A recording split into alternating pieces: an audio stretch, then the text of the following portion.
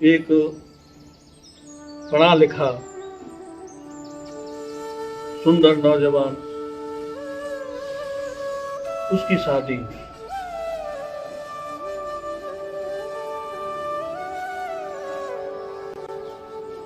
पत्नी भी उसे योग्य मिली।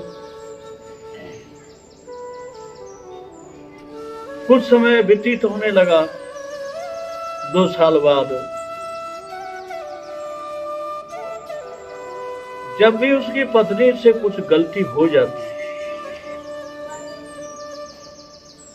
तो उसका पति कहता, ढोल गमार सूट पसुनारी ये सब तालन के। पत्नी सुनती, बेचारी सीधी थी, कम पढ़ी लिखी थी, उसका आदमी ज्यादा पढ़ा लिखा था। अब वो अपने को बड़ा हीन भावना में समझे कि मुझे ये ढोल गमार सूट पसुनारी ये सब ताड़न के अधिकारी ऐसा उलाहना देते हैं। कुछ दिन तक उसने सुना और विचार करती रही, क्या कहूं, कैसे बंद हो ये कहना। उसकी तो आदत थी, उसके पति की पढ़ा लिखा था। पत्नी से थोड़ी गलती हुई और कहा कि ढोल गमार सूत्र पसुनारी और ये सब ताड़न के अधिकार। पत्नी ने कहा, ठीक है, तुम मुझे सुनाकर कहते हो कि मैं नारी हूं। मेरे लिए ये विश्लेषण है नारी वाला कि मैं नारी हूं, इसलिए ताड़न की अधिकारिणी हूं। पर सुन, एक बात मेरी सुन ले, तू पढ़ा लिखा जरूर है, कि ये 5 विश्लेषण है, ढोल गवार शूद्र पशु नारी, ये 5 है। सबसे लास्ट में नारी का मेरा है। पर तू सुन, तू ढोल है और तू गवार भी है और तू शूद्र है और तू पशु है। तेरे में तो 4 अवगुण भरे हैं, मेरे तो बात एक स्त्री का ही है। अब ये बात समझ करके उसको बड़ा दर्द हुआ। जब वो कहता था तो उसको दर्द होगा, ये नहीं सोचा कि हम जिसको कह रहे हैं उसको भी दर्द होता होगा।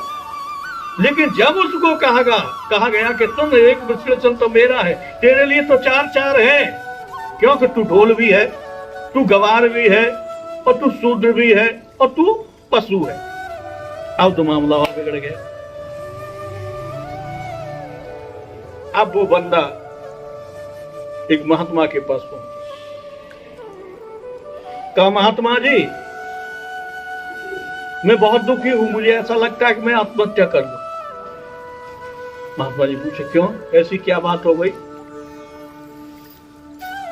बोले, मेरी पत्नी मुझको ढोल कहती है, गवार कहती है, शूद्र कहती है, पशु कहती है।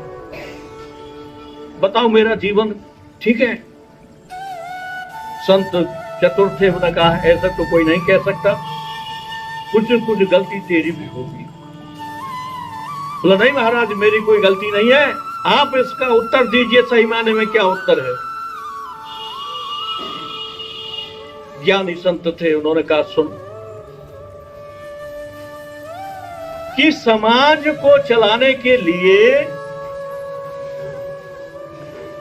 मनु महाराज जी ने वर्ण व्यवस्था बनाई और वो वर्ण व्यवस्था में पद रख दिए 4 कि ब्राह्मण है, ये वैश्य है, ये क्षत्रिय है, ये शूद्र है।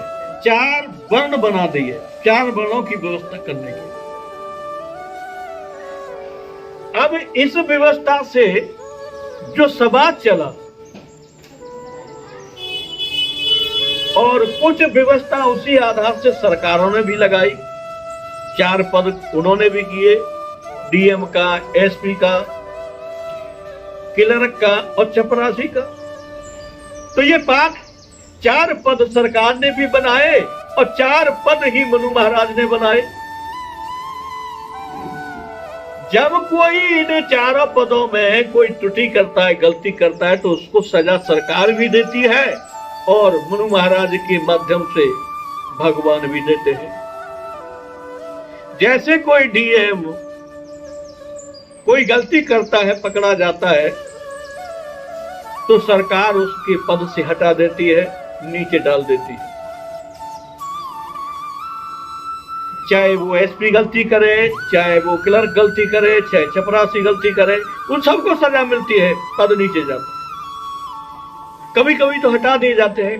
उसी प्रकार से जो ब्रह्मा जी के मानस पुत्र, अब कहें कि मां मनु महाराज कोई ब्राह्मण से नहीं, ये सोच गलत है लोगों की, जान नहीं पाए। ब्रह्मा जी के मानस पुत्र है मनु महाराज। ब्रह्मा जी ने प्रकट किया था शक्ति से। कोई मनु महाराज ने किसी मां के गर्भ से जन्म नहीं लिया तो वो ब्राह्मण बन गए। वो तो ब्रह्मा जी ने स्वयं प्रकट किया और कहा गया कि समाज को चलाने के लिए व्यवस्था बनाइए। बोले महाराज मैं तो पिताजी जानता नहीं हूं। बोले तू चिंता मत कर, मेरी शक्ति तुझे मिलेगी और तू सब कुछ जान जाएगा। उस प्रकार से ये व्यवस्था बन, संख्या बढ़ती गई। इस प्रक्रिया में समाज भी कुछ दंड देती गई। जैसे ब्राह्मणों में सनातन ब्राह्मण थे सब, सनातन ब्राह्मणों में से किसी ने गलती की तो उसे गौड़ कर दिया।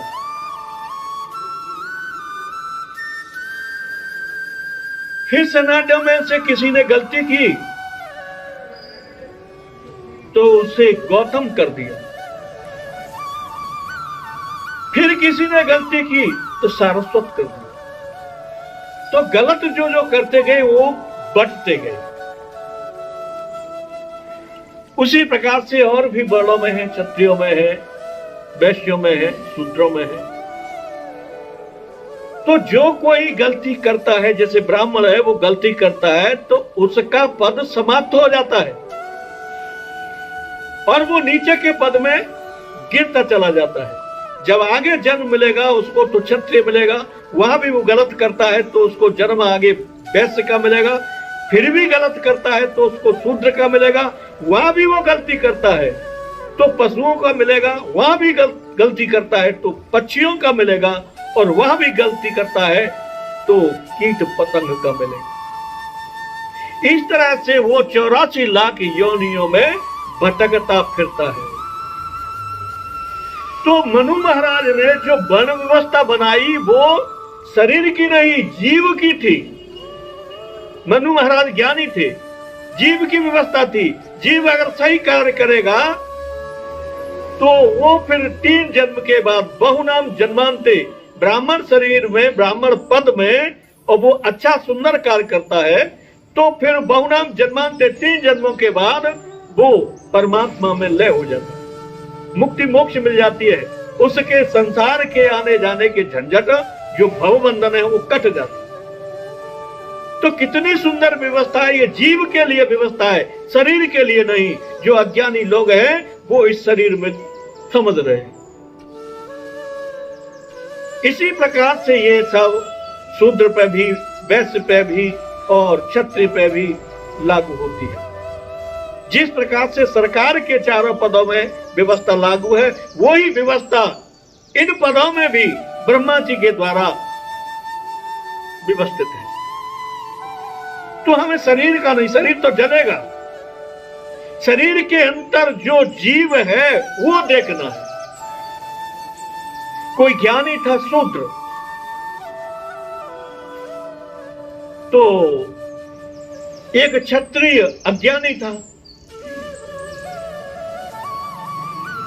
तो शूद्र के प्रति जब कभी कोई बात होती तो वही वो कहता कि ढोल गमार शूद्र पशुनारी और ये सब ताड़न के अधिकारी। शूद्र ने भी सुना कही थे, लेकिन ज्ञानी था।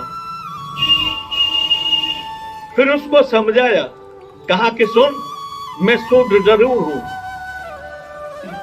मेरा शरीर शूद्र नहीं है, ये पद है और मुझे इस शरीर में भेजा गया है ब्रह्मा जी के द्वारा 84 लाख योनियों के माध्यम से।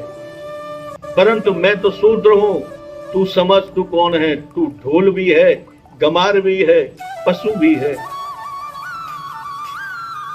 और ज्यादा बढ़ा के दिया जाए तो तू नारी है, स्त्री है।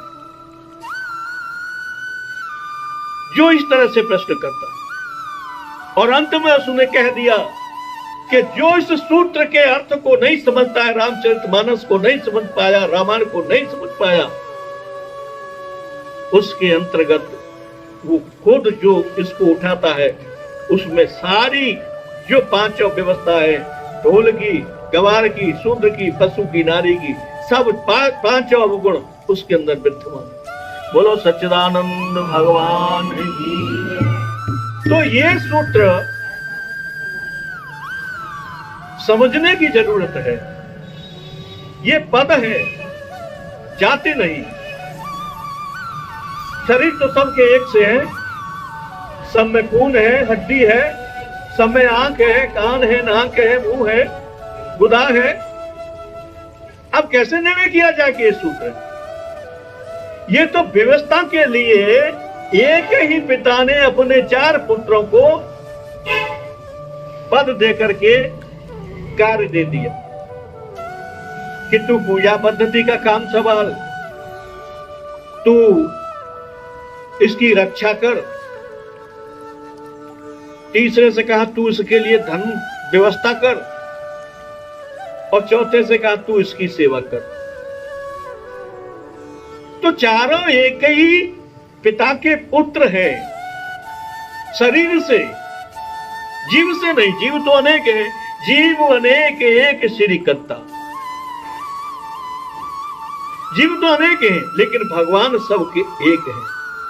तो जिस सूत्र को वही नहीं समझ सकता है, वही इसका अर्थ नहीं लगा सकता है, जिसके अंदर अज्ञान भरा पड़ा है। और तुलसी जी को दोष देते हैं। तुलसी जी का जितना उपकार इस जगत में है, जितना उपकार तुलसी जी का भारत भूमि में रहने वाले जीव मात्र पर है, शरीर की नहीं बात हो रही है। तुलसीदास जी शरीर के लिए कोई रामचरितमानस की रचना नहीं की है। क्यों? कि हर व्यक्ति का शरीर जलता है। जब जो चीज जलने वाली है उसको क्या उपदेश दिया जाए और क्या उसके लिए विश्लेषण दिया जाए? शरीर का कोई धर्म नहीं, जीव का धर्म है। जीव का धर्म क्या है? रामचरितमानस में भगवान शिव ने मां भवानी को कहा है कि जीव धर्म अहमति अभिमाना हरस विषाद ज्ञान ज्ञाना। जीव का धर्म है, शरीर का कोई धर्म नहीं। शरीर को जिस तरह से रखेंगे वो कुछ दिन में सड़ने लग जाएगा, गलने लग जाएगा, नष्ट हो जाएगा। अगर शरीर में से जीव निकल जाए तो जीव की क्या गति होगी? के तो अग्नि में जलाना पड़ेगा, कि नदी में प्रवाहित करना पड़ेगा जल में, के उसको पक्षी पशु खा जाए।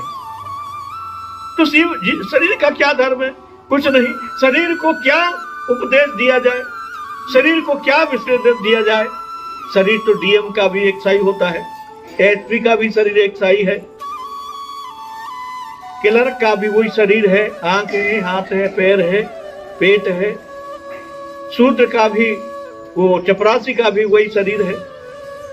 तो शरीर की बात नहीं है। ये शरीर के अंदर जो शरीर ही रहता है, जीव रहता है, उसके लिए ही रामचरितमानस बना है, उसके उद्धार के लिए बना है। शरीर तो नाशवान है, शरीर के लिए कोई ज्ञान उपदेश नहीं दिया। ये अज्ञानी मूर्ख लोग इस सूत्र को न समझ करके पाप की अभिवृद्धि कर रहे हैं, अपने जीवन में पाप कमा रहे हैं, और उसका परिणाम उन्हें भोगना पड़ेगा। बोलो सच्चिदानंद भगवान की। गोविंद हरे को